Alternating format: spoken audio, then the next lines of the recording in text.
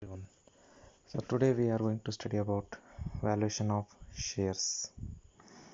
Now it is very important topic for you for the 5 marks question and even for the 15 marks. So ಈಗ valuation of ಶೇರ್ಸ್ನ ಮಾಡಬೇಕಂದ್ರೆ ಇಲ್ಲಿ 3 methods ಬರುತ್ತೆ. Totally 3 methods ಇದೆ. First ಒಂದು net asset method, second ಒಂದು yield method and next ಒಂದು is fair valuation method. So ಇವು 3 methods ಕೂಡ ಭಾಳ ಇಂಪಾರ್ಟೆಂಟ್. ಇವಾಗ ಒಂದೊಂದೇ ನೋಡೋಣ. ಸೊ ಇವಾಗ ನೀವು ನೋಡ್ತಾ ಇರೋದು first method net asset method. ಈ ಮೆಥಡ್ಗೆ ಇಂಟ್ರೆನ್ಸಿಕ್ ವ್ಯಾಲ್ಯೂ ಮೆಥಡ್ ಅಂತಲೂ ಕರೀತಾರೆ. ಇವಾಗ ಈ ಮೆಥಡ್ ಭಾಳ ಸಿಂಪಲ್ ಆಗಿದೆ. ಜಸ್ಟ್ ಒಂದು ಫಾರ್ಮುಲಾ ಯೂಸ್ ಮಾಡ್ಕೋಬೇಕು. ಇದನ್ನ ಆಲ್ರೆಡಿ ಇದೇ ಥರದ್ದು ಬೇರೆ ಪ್ರಾಬ್ಲಮ್ಸನ್ನು ಮಾಡಿದ್ದೀರ. ಸೊ ಇವಾಗ ಇಲ್ಲಿ ಒಂದು ಈಕ್ವಿಟಿ ಶೇರ್ ವ್ಯಾಲ್ಯೂನ ಯಾವ ರೀತಿ ಫೈಂಡ್ ಔಟ್ ಮಾಡಬೇಕು. ಸೊ ಇಲ್ಲಿ ವ್ಯಾಲ್ಯೂಯೇಷನ್ ಆಫ್ ಶೇರ್ ಮಾಡ್ತಾಯಿದ್ದೀರ. ಒಂದು ಶೇರ್ನ ವ್ಯಾಲ್ಯೂ ಎಷ್ಟಿದೆ ಅದನ್ನು ಫೈಂಡ್ ಔಟ್ ಮಾಡ್ತಾ ಇರ್ತೀರಿ. ಸೊ ಈಗ valuation of share formula net asset available for the equity share holders divided by number of equity shares. So ಈ ಫಾರ್ಮುಲಾನ ಯೂಸ್ ಮಾಡಿದರೆ ನಿಮಗೆ ಸಿಗುತ್ತೆ. ನೆಕ್ಸ್ಟ್ ಇವಾಗ ಇಲ್ಲಿ ನೀವು ಫೈಂಡ್ ಔಟ್ ಮಾಡಬೇಕಾಗಿರೋದು net assets available for equity shareholders. So ಅದನ್ನು find out ಮಾಡಬೇಕು ಅಂತಂದರೆ ಇವಾಗ ನೆಕ್ಸ್ಟ್ ಬರುವಂಥ ಟೇಬಲನ್ನು ನೋಡಬೇಕು. ಸೊ ಇವಾಗ ಕಾಣಿಸ್ತಾ ಇದೆಯಲ್ಲ, ಇದೇ ನಿಮ್ಮ net asset available for equity share ಹೋಲ್ಡರ್ಸ್ನ ಫೈಂಡ್ ಔಟ್ ಮಾಡೋಕ್ಕಿರುವಂಥ ಒಂದು ಚಾರ್ಟು. ಇವಾಗ ಇದನ್ನ ಫೈಂಡ್ ಔಟ್ ಹೆಂಗೆ ಮಾಡಬೇಕಂದ್ರೆ ಅಸೆಟ್ಸ್ನಲ್ಲಿ ಲಯಬಿಲಿಟೀಸನ್ನು ಮೈನಸ್ ಮಾಡಬೇಕು. So assets minus liabilities. ಇಲ್ಲಿ ಅಸೆಟ್ಸನ್ನು ಕನ್ಸಿಡರ್ ಮಾಡಬೇಕಾದ್ರೆ ನಾನ್ ಟ್ರೇಡಿಂಗ್ ಇನ್ವೆಸ್ಟ್ಮೆಂಟ್ನ ಕೂಡ ಕನ್ಸಿಡರ್ ಮಾಡ್ಕೋಬೇಕು. ಅದೇ ರೀತಿ ಕ್ಯಾಶ್ನ ಕೂಡ ಕನ್ಸಿಡರ್ ಮಾಡ್ಕೋಬೇಕಾಗತ್ತೆ along with goodwill. So goodwill ಇತ್ತಂದರೆ ಗುಡ್ ವಿಲ್ನ ಕೂಡ ಇಲ್ಲಿ ಕನ್ಸಿಡರ್ ಮಾಡ್ಕೋಬೇಕಾಗತ್ತೆ. ನೋಡಿರಿ ಫಸ್ಟ್ ಇಲ್ಲಿ market value of assets. So ಇಲ್ಲಿ ಮಾರ್ಕೆಟ್ ವ್ಯಾಲ್ಯೂ ಕೊಟ್ಟಿದ್ರೆ ಮಾರ್ಕೆಟ್ ವ್ಯಾಲ್ಯೂನ ತೊಗೊಳ್ರಿ. ಇನ್ ಕೇಸ್ ಮಾರ್ಕೆಟ್ ವ್ಯಾಲ್ಯೂ ಕೊಟ್ಟಿರಲಿಲ್ಲ ಅಂತಂದರೆ ಕೊಟ್ಟಿರೋಂಥ ಕಾಸ್ಟ್ ಪ್ರೈಸ್ನೇ ಮಾರ್ಕೆಟ್ ವ್ಯಾಲ್ಯೂ ಅಂತೇಳಿ ಅಸಂಪ್ಷನ್ ಮಾಡ್ಕೋಬೇಕು. ಇವಾಗ goodwill, land and building, plant and machinery, investment ಅದು ನಾನ್ ಟ್ರೇಡಿಂಗ್ ಇದೆ ಬಟ್ ಆದರೂ ತೊಗೋಬೇಕು. Stock in trade, sundry debtors, bills receivable, cash in hand or cash at bank, next advances, ಅದಾದಮೇಲೆ calls in arrears. So ಇಷ್ಟು ನಿಮ್ಮ current assets ಆಗುತ್ತೆ. ಇವೊಂದು fixed assets also. ಇದನ್ನು ಟೋಟಲ್ ಮಾಡ್ಕೊಳ್ರಿ. ಇವಾಗ minus outside liabilities and preference share ಕ್ಯಾಪಿಟಲ್ನ ಕೂಡ ಇಲ್ಲಿ ಲೆಸ್ ಮಾಡ್ಕೋಬೇಕು. ಅದು ಲಯಬಿಲಿಟಿ ಅಂದರೆ ಟ್ರೀಟ್ ಮಾಡ್ಕೋಬೇಕಾಗತ್ತೆ. ಇವಾಗ ಔಟ್ಸೈಡ್ ಲಯಬಿಲಿಟೀಸ್ನ ಫಸ್ಟ್ ಬರೋದೆ ಕ್ರೆಡಿಟಾರ್ಸ್, ನೆಕ್ಸ್ಟ್ ಬಿಲ್ಸ್ ಪೇಯಬಲ್, ಅದಾದಮೇಲೆ provision for income tax, next debentures, term loan, outstanding expenses, ಆಮೇಲೆ ಪ್ರಿಫರೆನ್ಸ್ ಶೇರ್ ಕ್ಯಾಪಿಟಲ್ನ ಕೂಡ ಹಾಕಬೇಕು ಅಲಾಂಗ್ ವಿತ್ ಅದರದ್ದು ಡಿವಿಡೆಂಟನ್ನು ತೊಗೊಳ್ರಿ. ಅದು ಔಟ್ಸೈಡ್ ಲಯಬಿಲಿಟಿ ಆಗುತ್ತೆ. ಸೊ ಇಷ್ಟನ್ನು ಆ್ಯಡ್ ಮಾಡಿ ಟೋಟಲ್ ಮಾಡಿ ಹೊರಗೆ ಹಾಕ್ರಿ. ಟೋಟಲ್ ಅಸೆಟ್ಸ್ನಲ್ಲಿ ಟೋಟಲ್ ಲಯಬಿಲಿಟೀಸ್ನ ಮೈನಸ್ ಮಾಡಿರಿ. ಅವಾಗ ನಿಮ್ಗೆ ಸಿಗೋದೆ net asset available for equity shares. So ಈ ಮೆಥಡ್ ಮೇಲೆ ಒಂದು ಪ್ರಾಬ್ಲಮನ್ನು ನೋಡೋಣ. ಸೊ ಕಾಣಿಸ್ತಾ ಇದೆಯಲ್ಲ, ಇದೇ ನಿಮ್ಮ ಇಂಟ್ರೆನ್ಸಿಕ್ ವ್ಯಾಲ್ಯೂ ಮೆಥಡ್ಗೆ ಪ್ರಾಬ್ಲಮ್ಮು. ನೆಟ್ ಅಸೆಟ್ ಮೆಥಡ್ನ ಇಂಟ್ರೆನ್ಸಿಕ್ ವ್ಯಾಲ್ಯೂ ಮೆಥಡ್ ಅಂತಲೂ ಕೂಡ ಕರೀತಾರೆ.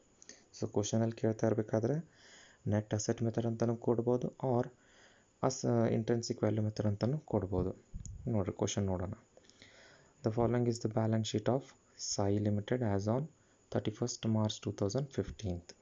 ಇವಾಗ ಇಲ್ಲಿ ಕೊಟ್ಟಿರೋದು ಈಕ್ವಿಟೀಸ್ ಆ್ಯಂಡ್ ಲಯಬಿಲಿಟೀಸ್. ಅದರಲ್ಲಿ ಶೇರ್ ಹೋಲ್ಡರ್ಸ್ ಫಂಡ್ನಲ್ಲಿ share capital reserves and surplus ಅಂತ ಇದೆ. Share capital 4,80,000, reserves and surplus -80,000. Next non current liabilities, ಅದರಲ್ಲಿ ಲಾಂಗ್ ಟರ್ಮ್ ಲೋನ್ನ ಕೊಟ್ಟಿದ್ದಾರೆ 90,000. Next current liabilities trade payables, ಅದರಲ್ಲಿ ಕ್ರೆಡಿಟಾರ್ಸ್ ಅಂತ 30,000. So total equities and liabilities 5,20,000 ಆಯಿತು. Next second main non current assets, ಅದರಲ್ಲಿ ಬರೋದೆ ಟ್ಯಾಂಜಿಬಲ್ ಫಿಕ್ಸ್ಡ್ ಅಸೆಟ್ಸ್, ಅದ್ರ value 3 lakh ಇದೆ. ನೆಕ್ಸ್ಟ್ ಕೊಟ್ಟಿದ್ದಾರೆ ನಾನ್ ಕರೆಂಟ್ ಇನ್ವೆಸ್ಟ್ಮೆಂಟ್, ಸೊ ಅದು 40,000. ನೆಕ್ಸ್ಟ್ ಕರೆಂಟ್ ಅಸೆಟ್ಸ್ನಲ್ಲಿ ಇನ್ವೆಂಟ್ರೀಸ್, ಟ್ರೇಡ್ ರಿಸೀವಬಲ್ ಮತ್ತು ಕ್ಯಾಶ್ ಆ್ಯಂಡ್ ಕ್ಯಾಶ್ ಈಕ್ವಲೆನ್ಸ್ ಕೊಟ್ಟಿದ್ದಾರೆ. ಅಮೌಂಟ್ ಇನ್ವೆಂಟ್ರಿಗೆ 60,000 ಇದೆ, ಟ್ರೇಡ್ ರಿಸೀವಬಲ್ಸ್ಗೆ 1 lakh ಇದೆ, ಕ್ಯಾಶ್ ಆ್ಯಂಡ್ ಕ್ಯಾಶ್ ಈಕ್ವಲೆಂಟ್ಸ್ಗೆ 20,000. ಸೊ ಟೋಟಲ್ ಅಸೆಟ್ಸ್ ಇರೋದು 5,20,000. ನೆಕ್ಸ್ಟ್ ವರ್ಕಿಂಗ್ ನೋಟ್ಸನ್ನು ಕೊಟ್ಟಿದ್ದಾರೆ. ಫಸ್ಟಿಗೆ ಶೇರ್ ಕ್ಯಾಪಿಟಲು ನೋಟ್ ನಂಬರ್ 1. ಈಗ ಶೇರ್ ಕ್ಯಾಪಿಟಲ್ಗೆ ಏನೇನು ಇನ್ಕ್ಲೂಡ್ ಆಗಿದೆ ಅನ್ನೋದನ್ನ ಒಂದೊಂದೇ ಕೊಟ್ಟಿದ್ದಾರೆ. 20,000 equity shares of ₹10 each fully paid, 2 lakh rupees. 30,000 equity shares of ₹10 each, 6 paid up, 1,80,000 rupees. 12% cumulative preference shares 1 lakh rupees.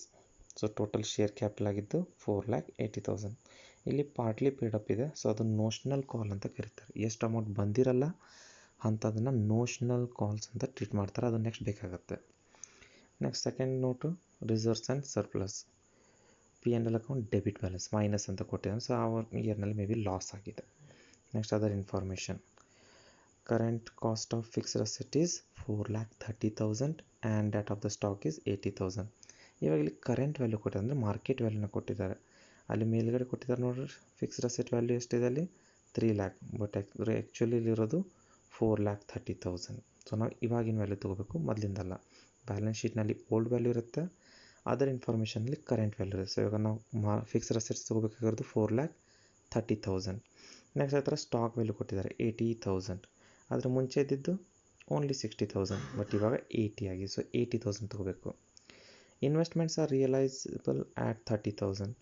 ನಾವು ಮುಂಚೆ ಅಲ್ಲಿ ಇನ್ವೆಸ್ಟ್ಮೆಂಟ್ ಎಷ್ಟು ಕೊಟ್ಟಿದ್ದಾರೆ 40, ಬಟ್ ಇವಾಗ ಅದು 30,000 ಆಯಿತು. ಸೊ ನಾವು ಇವಾಗಿನ ವ್ಯಾಲ್ಯೂ ತೊಗೋಬೇಕು. Next 50% of the debtors are doubtful of recovery. ಇಲ್ಲಿ ಡೆಟಾರ್ಸ್ ಅಂತಂದರೆ ಬರಬೇಕಾಗಿರೋ ಅಮೌಂಟು, ಬಟ್ ಅದರಲ್ಲಿ 50% ಅಮೌಂಟ್ ಬರೋದಿಲ್ಲ ಅಂತ ಹೇಳ್ತಿದ್ದಾರೆ. ಡೆಟಾರ್ಸ್ ಎಷ್ಟಿತ್ತು 1 lakh. 1 lakh ಮೇಲೆ 50% ಡೌಟ್ ಆಗಿದೆ. Next cumulative preference dividend is in arrear for last 5 years. ಇವಾಗ 5 yearsಯಿಂದ ಡಿವಿಡೆಂಟೇ ಕೊಟ್ಟಿಲ್ಲ ಅಂತ ಹೇಳ್ತಿದ್ದಾರೆ, ಅದನ್ನ ಇವಾಗ ಪೇಮೆಂಟ್ ಮಾಡಬೇಕಾಗತ್ತೆ. ಸೊ ಇಷ್ಟೆಲ್ಲ ಇನ್ಫಾರ್ಮೇಷನ್ ಇದೆ, ಇದನ್ನು ಯೂಸ್ ಮಾಡ್ಕೊಂಡು ಕ್ವಶನ್ನ ಸಾಲ್ವ್ ಮಾಡಬೇಕಾಗತ್ತೆ. ಸೊ ಇವಾಗ ಕ್ವಶನ್ಗೆ ಸೊಲ್ಯೂಷನನ್ನು ನೋಡೋಣ.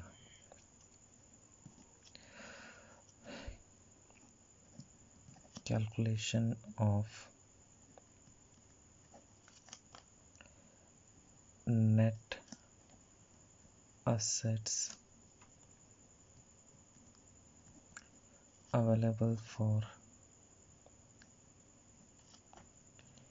equity shareholders.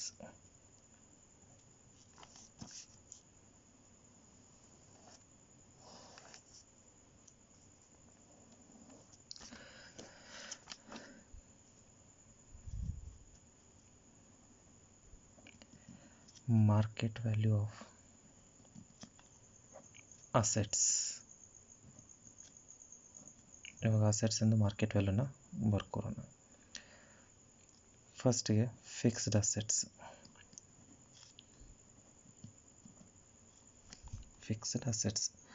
ಸೊ ಇಲ್ಲಿ ಫಿಕ್ಸ್ಡ್ ಅಸೆಟ್ಸ್ ಮಾರ್ಕೆಟ್ ವ್ಯಾಲ್ಯೂ ಇರೋದು 4,30,000. ನೆಕ್ಸ್ಟ್ ಇರೋದು ಇನ್ವೆಸ್ಟ್ಮೆಂಟಿಂದ ಎಷ್ಟು ವ್ಯಾಲ್ಯೂ ಇದೆ 30,000. ನೆಕ್ಸ್ಟ್ ಅದೇ ಥರ ಸ್ಟಾಕ್ 80,000. ಸನ್ರಿ ಡೆಟಾರ್ಸ್, ಇಲ್ಲಿ 50% ಬ್ಯಾಡ್ ಡೆಟ್ಸ್ ಇದೆ, ಸೊ ಅದನ್ನ ಮೈನಸ್ ಮಾಡ್ಕೋಬೇಕು. ಇವಾಗ 1 lakh ಇಂಟು 50%, ಸೊ ಇಲ್ಲಿ 50,000 ಅಷ್ಟೇ ಬರುತ್ತೆ. 1 lakh ಡೆಟಾರ್ ವ್ಯಾಲ್ಯೂ ಇತ್ತು, ಬಟ್ ಅದರಲ್ಲಿ 50% ಬ್ಯಾಡ್ ಡೆಟ್ಸ್ ಆಗಿಬಿಟ್ಟಿದೆ. ಸೊ ಬ್ಯಾಡ್ ಡೆಟ್ಸ್ ಇರೋದ್ರಿಂದ ಅದನ್ನು ನಾವು ಬಿಡಬೇಕಾಗತ್ತೆ. ಇವಾಗ ರಿಮೇನ್ ಉಳ್ಕೊಂಡಿರೋದು ಓನ್ಲಿ 50%. ನೆಕ್ಸ್ಟ್ ಕ್ಯಾಶ್ ವ್ಯಾಲ್ಯೂ ಇರೋದು ಓನ್ಲಿ 20,000. ಅದು ಬುಕ್ ವ್ಯಾಲ್ಯೂನೇ ಇರುತ್ತೆ, ಅದಕ್ಕೆ ಮಾರ್ಕೆಟ್ ವ್ಯಾಲ್ಯೂ ಇರೋದಿಲ್ಲ. ಟೋಟಲ್ ಮಾಡಿಕೊಡ್ರಿ. ಟೋಟಲ್ 6,10,000 ಬರುತ್ತೆ. ನೆಕ್ಸ್ಟ್ ಅದಾದಮೇಲೆ ಇವಾಗ minus outside liabilities and preference share capital. ಇವಾಗ ಕ್ವಶನಲ್ಲಿ ಏನೇನು ಕೊಟ್ಟಿದ್ದಾರೆ ಅಂತ ನೋಡ್ಕೊತಾವೆ. ಫಸ್ಟಿಗೆ ಲಾಂಗ್ ಟರ್ಮ್ ಲೋನ್ ಅಂತ ಇದೆ. Long term loan 90,000 rupees. ಅದಾದಮೇಲೆ sundry creditors 30,000. Next preference share capital 1 lakh rupees. ಆಮೇಲೆ ಪ್ರಿಫರೆನ್ಸ್ ಶೇರ್ ಡಿವಿಡೆಂಡ್. ಡಿವಿಡೆಂಡ್ ಬಗ್ಗೆ ಅವ್ರು ಇನ್ಫಾರ್ಮೇಷನ್ ಕೊಟ್ಟಿದ್ರು, 5 ಇಯರ್ಸ್ವರೆಗೂ ಅವ್ರಿಗೆ ಡಿವಿಡೆಂಡ್ ಕೊಟ್ಟಿರಲಿಲ್ಲ. ಸೊ 1 lakh ಇಂಟು 12% ಇಂಟು 5 ಇಯರ್ಸಿಂದು 60,000 rupees ಬರುತ್ತೆ. ಇವಾಗ ಅಷ್ಟನ್ನು ಟೋಟಲ್ ಮಾಡಿಕೊಡ್ರಿ. ಸೊ ಟೋಟಲ್ ಮಾಡಿದಾಗ 2,80,000 rupees ಬರುತ್ತೆ. ಸೊ ಇಲ್ಲಿ ನಿಮಗೆ ಸಿಗೋದು ನೆಟ್ ಅಸೆಟ್ಸ್ ಎಷ್ಟು ಬರುತ್ತೆ? Net assets 3,30,000 rupees. ಬಟ್ ಇನ್ನು ಕ್ವಶನಲ್ಲಿ ಒಂದು ಅನ್ಪೇಯ್ಡ್ ಕಾಲ್ಸ್ ಕೊಟ್ಟಿದ್ದಾರೆ, ಅಂದರೆ ಅಲ್ಲಿ ಫುಲ್ಲಿ ಪೇಯ್ಡ್ ಕೊಟ್ಟಿಲ್ಲ, ಪಾರ್ಟ್ಲಿ ಪೇಯ್ಡ್ ಅಪ್ ಕೊಟ್ಟಿದ್ರು. ಇವಾಗ ಆ ಪಾರ್ಟ್ಲಿ ಪೇಯ್ಡ್ ಅಪ್ಪನ್ನು ನೀವು ಎಷ್ಟು ರುಪೀಸ್ ಬಂದಿರಲಿಲ್ಲ ಅದನ್ನ ನೋಷ್ನಲ್ ಕಾಲ್ ಅಂತೇಳಿ ಆ್ಯಡ್ ಮಾಡ್ಕೋಬೇಕು. Add notional call on partly paid equity shares. So ಅದೆಷ್ಟಿದೆ? 30,000 ಈಕ್ವಿಟಿ ಶೇರ್ಸ್ ಇತ್ತು. 30 ಇಂಟು 4 rupees ಬಂದಿರಲಿಲ್ಲ. ಎಷ್ಟಾಗುತ್ತೆ? 1,20,000.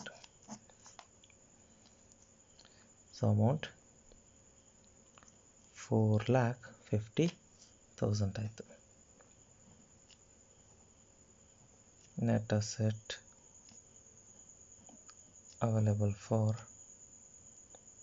equity shares. ಇವಾಗ ಫಾರ್ಮುಲಾನ apply ಮಾಡ್ಕೋಬೇಕೀಗ.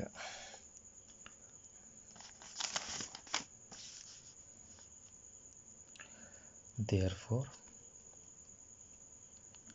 intrinsic value per share is equal to net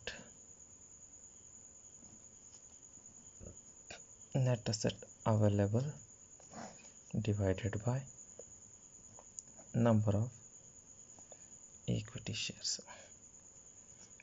4,50,000 divided by equity shares ಇರೋದು ಟೋಟಲ್ 50,000. ಸೊ 9 rupees ಬರುತ್ತೆ.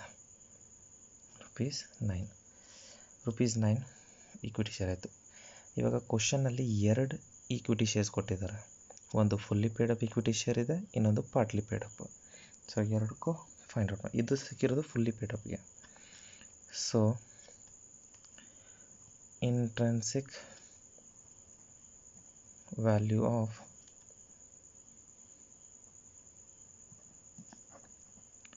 fully paid equity share is equal to rupees 9.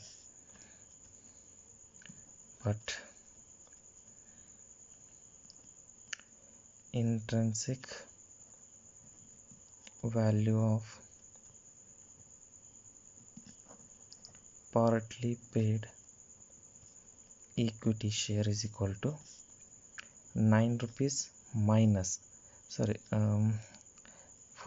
Fully paid ತೊಗೊಂಡಿದ್ದಷ್ಟು ಈಗ okay 9 rupees ಇದು ಬಂದಿದೆ fully ಪೇಯ್ಡಿಗೆ. ಅದರಲ್ಲಿ ನೋಷ್ನಲನ್ನು minus ಮಾಡಿರಿ. ಇದು ನೋಷ್ನಲ್ ವ್ಯಾಲ್ಯೂ ಅಂದರೆ ಎಷ್ಟು ರುಪೀಸ್ ಬಂದಿರಲಿಲ್ಲಲ್ಲ ಅದನ್ನು ಮೈನಸ್ ಮಾಡ್ಕೋಬೇಕು.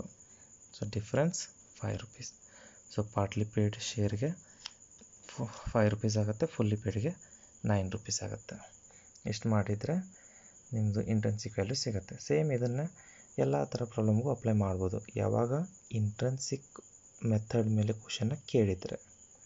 Thank you.